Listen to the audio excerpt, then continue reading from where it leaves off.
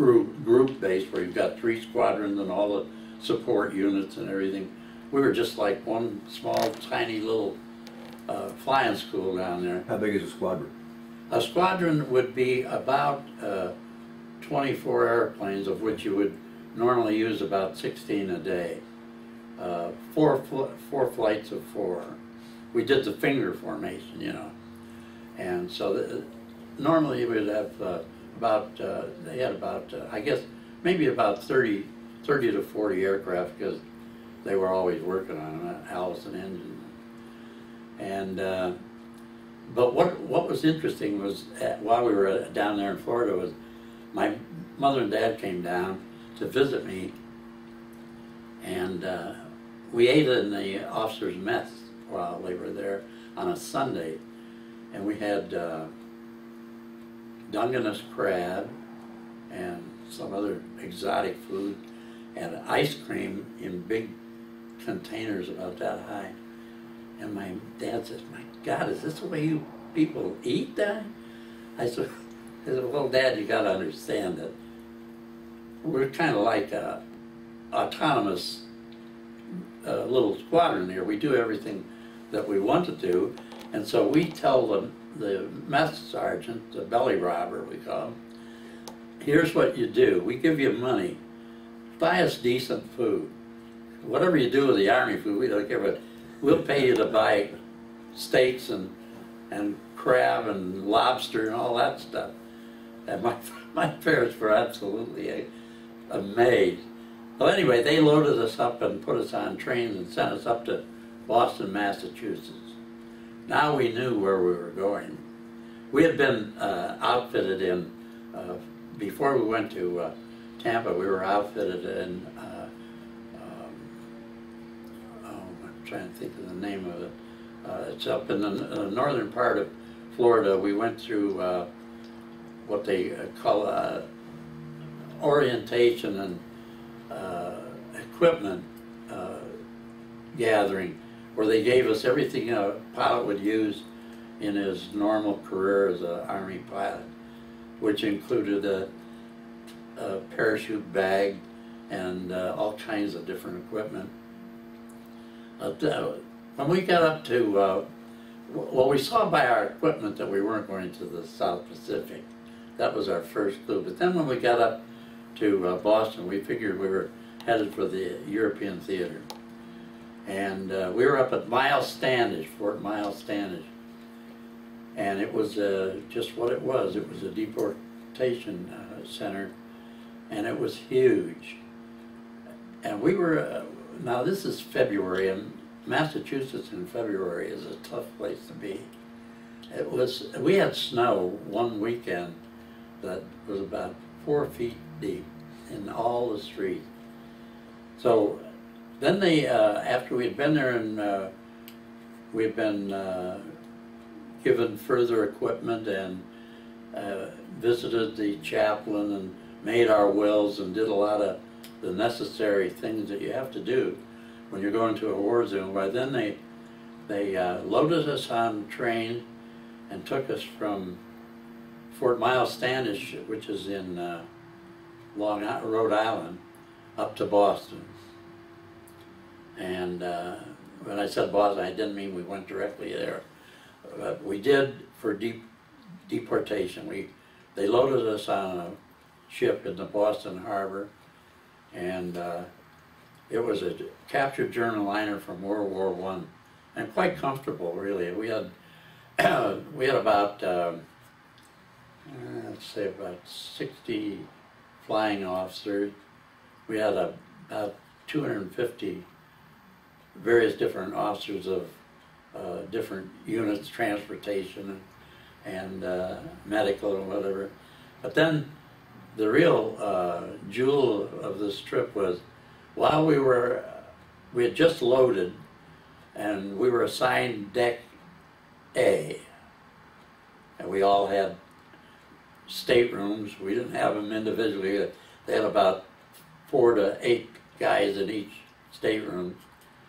But we were hanging over the rail watching, and they loaded 60 nurses who had just graduated from nurses school. Now we figured this is going to be. But you died and went to heaven, huh? Oh my goodness, this was going to be a great trip, you know. And they had some cranky-looking major, a woman major, who was in charge of the unit, and she saw us, and they were assigned Deck B, and I'm telling you, it only took her about 5 minutes, and she had armed guards at both ends of the Deck B, and laid down the law. Nobody gets into that deck, you know, without her permission. So, but of course, we were able to fraternize when the smoking lamp was lit and other moments like that. We had a Lieutenant Lord was with us. He was an officer, and he went through the cadet program to learn flying and became a flying officer also. But he was first lieutenant, and he had about a year and a half of Army already. And so Lieutenant Lord, his name was, and Lord made connections with the major's aide, her adjutant. She was a captain in the nurse corps. And unbeknownst to us, till the ship docked in Liverpool, we didn't know this, but every night she got out through one of the portholes and met with Lord all the time, the 5 days we were at sea. And here the rest of us were kept out of there. Anyway.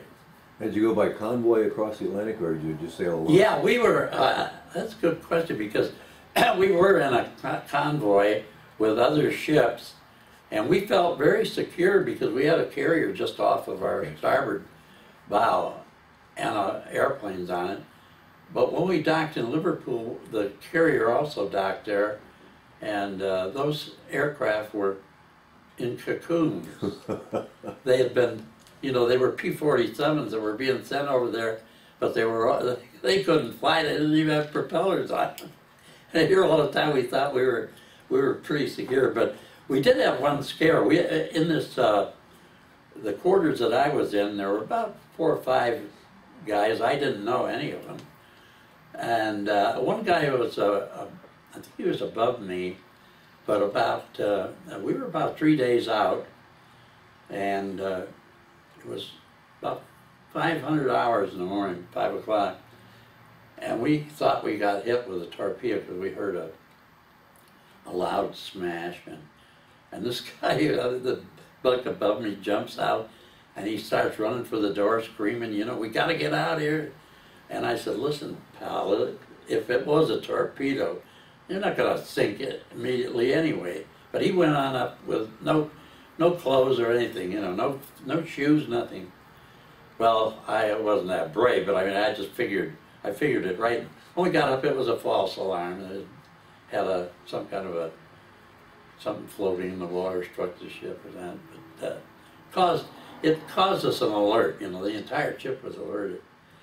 But we landed in Liverpool, and then they put us on trains, and the fellows that were in the Air Corps, we went up to a training base called Goxhill, which was a transition base where we were to learn how the British did things, what their warning systems were, their air-sea rescue systems, and use the radio. And then we were shown their radar, which was very secret at that time, but they knew the Germans were using a limited form of radar. And so they took us and showed us theirs, and instructed us on how it worked and what we were to expect from it. And they showed us how they positioned the fighters to meet the Germans. They picked them up when they left the French coast, you know, so they got prepared for them. So we were up there about a month and a half, and we were flying old war-weary P-51. But I want to tell you that these were the war machines. And there was as much difference between that P-51 we flew in Florida to the War Machine as there was with the 600 horse Texan trainer that we flew in Phoenix to the Allison. It was a huge difference. Yeah, but we, you know, it was just another step up. And I've told this before, but I met a girl at a dance. When we were at Goxhill, we were about 50 miles from nowhere. I said, what do we do for entertainment here? And the guy said, well, you know, you can go up to Grimsby, which is right on the entrance of the Humber River. And Hull is directly across the river on the other side. And Hull is a big shipping center, and Grimsby's a fishing port. And then there's a little place called Cleethorpes, which is a beach resort area. And these are guys I'm talking to have been there, and they said, now there's a dance hall out there, there's a couple of pubs, and you can have a lot of fun, a lot of girls. And we said, well, that sounds interesting. So the first time we got a chance, we went up there, about 5 of us. We caught the train at Goxhill, and in about an hour we were in Grimsby. And we took a bus out to Cleethorpes, and they had told us about a bar, what they call a pub over there, the Lifeboat Cafe. And they said, this is where it all starts. You get beered up at the cafe. So we went in there, and we were having a jolly time, and there were about 6 or 8 RAF flyers in there. And we got to talking with them, and they were operational. They were flying Lancasters, bombers, and they were doing night bombing. Americans did today.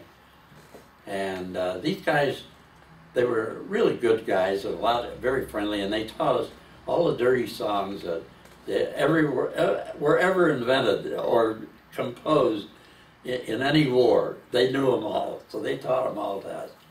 So then they said, now here's what we do, guys. We go over to the dance hall. Now there's no drinking over there, so you got to behave yourself, because there's a lot of young people over there. There's a lot younger than we are.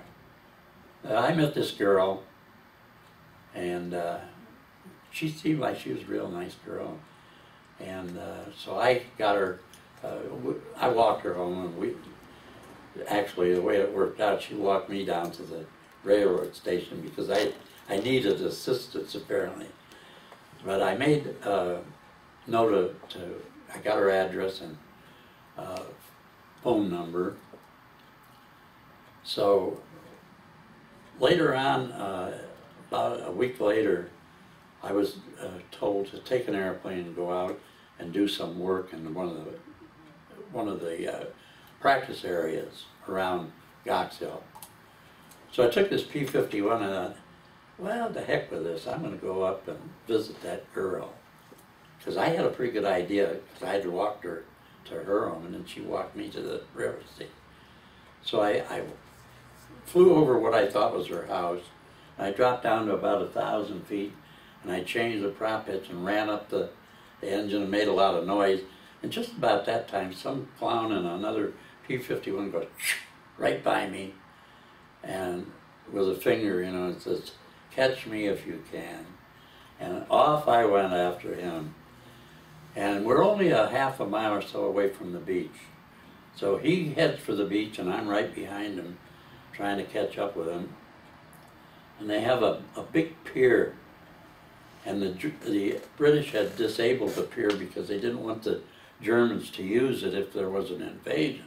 So they took out the center of the pier, so you had the front and the rear and nothing in the middle. So this guy that I was chasing, he and I went right down through the opening in the pier, and then he took off. And I thought, well, there's enough of this stuff. So I went back. I didn't go to her house. I had already done that.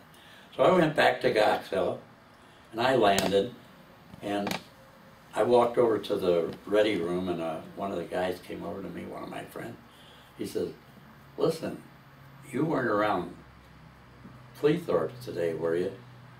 And I said, "No, I was over in the practice area doing chandelles, lazy eights, and all the stuff I'm supposed to."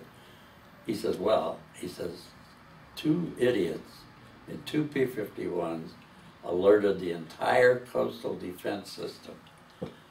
And they broke down the beach, and every gun on the beach was trained on them." And I said, "My God." And he said, this guy's a friend of mine says, "Yeah, and the British are looking for him." And they told our commander that they'd kill those two guys when they catch them. I said, "Well, they deserve it, really." And with that, I got off, you know. That's a great story.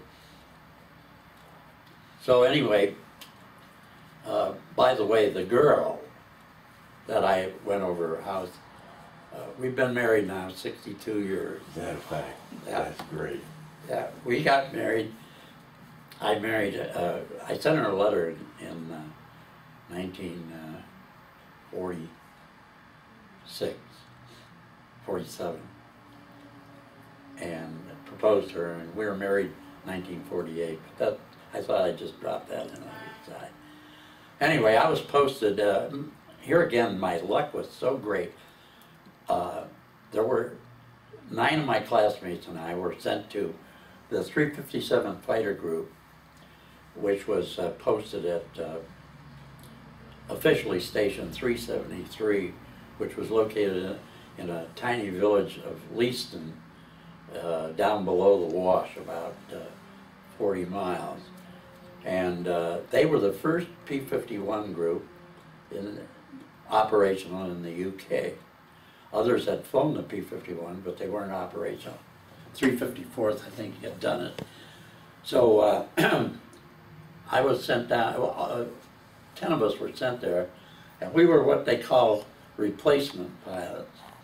So in the pure sense of the word, we were replacing pilots that had either been killed or shot or just never came back or became ill or whatever, you know. So we were the second group of replacement pilots for the 357 Fighter Group, and ultimately we went on to become the leading group with active aces, I believe. In our group we had Yeager and Anderson and Carson and O'Brien, and all these guys are really legends. And Are you an ace too? no, I wasn't an ace because actually it's sort of like deer hunting, you know. If you're there on the spot, you're going to get one maybe, but there's no guarantees. But if you never see them, you can't get a deer anyway. And I never looked at it as trying to make a career as an expert, an ace. The Germans call it expert, we call it aces. Because I was a wingman for about, let's see, I did 71 missions, and about 50 of them I was flying somebody's wing. And, you know, as a wingman, you just protect your guy. Now, I happen to be lucky enough to be wingman for our leading ace, who was a guy named Leonard K. Carson. And naturally, he got the nickname of Kit Carson. So I was Kit Carson's wingman. And then when his deputy would be the platoon leader, he actually couldn't go anymore. He lost his nerves and finally they sent him back. So I took over as platoon leader for Carson after being his wingman. And then when Carson finished his tour in August, I became the flight leader. So I was lucky, you know, just hit it lucky. And Carson and I shot down I didn't shoot him, but Carson did, but I was there to protect him. And we picked up Focke-Wulf 190 in in July of 44. We were coming back from a big fighter sweep, and we were a half squadron, so that'd be 8 aircraft flying as 2 4-unit flights. And we did a swing down near Saint Nazaire on the coast in France, and then we did a big left turn, and I can see it today. It's as clear in my mind as it happened yesterday. You could see France for about 100 miles at our altitude. We were about 26,000 feet, and there wasn't a cloud in the sky. And so we did this big, easy left turn and swept on up towards the coast, up at the invasion point. And we looked ahead, and the Germans never saw us, but there was a big gaggle of Me-109s and 190s at about our level. But they weren't looking at us. They were watching, because down below us, I saw it first. I saw P-38 group down there, and they were just having a heck of a time beating up a marshalling yard where the trains were coming in and out, and the Germans were about ready to pounce on them, so they never saw us. And when they rolled over, we rolled over on them, and Carson picked out a Focke-Wulf 190, and he and I chased him down. Now we're going down from 25,000 down to 0, and faster than I can recount it. And the German is doing, he wasn't a bad pilot, but he panicked, I think. He started doing these big barrel rolls, which were quite ineffective because we were following like this all the way down. It was quite a job to fly with Carson in those barrel rolls and stay with him, but I did, and I figured, I'm watching the altimeters, and I figured now if you two guys are going to carry this thing below 8,000 feet, I'm going to see you later, because it wouldn't give us room to pull out because we were almost at the speed of sound, headed straight down. Well, Carson managed to start slowing them down, and we were right down into Paris, and I looked around and I saw, I happened to fly right up alongside the German, and his aircraft was gone. It was smoking, and he was slumped over, so he was obviously gone. And I see the Eiffel Tower, or the Arc de Triomphe, right in front of me. And I thought, well, we got to get out of here. And every German in Paris was shooting at us. They had guns. Honest to Pete, they had them on the top of buildings. They were shooting out of windows at me. And I looked, where's Carson? He wasn't there. And I looked off to the right, and the Seine River was just off to my right with a high bank, and I figured, oh, that's my out. The German was gone. I said goodbye to him, and I slipped off to the right and down to the river, and I'll never forget, there was a German officer walking along a path along the river. And he had the nerve enough to pull out his hand, this little Walther pistol that they carried in their vest here, and he pulled it out and shot it at me, and I gave him a uncomplimentary salute as I went by him, you know. And I knew that they couldn't get those guns on me because the bank was high, and I was right up against the right bank. And I don't know where Carson is, but I flew down to the Bois de Boulogne Park, and I figured if they got all the guns in town, I don't think they got them in the park.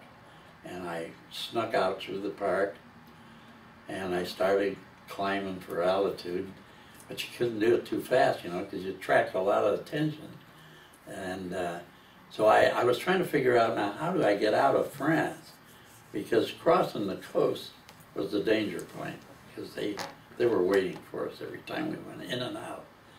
But I found a place that I never picked up a shot.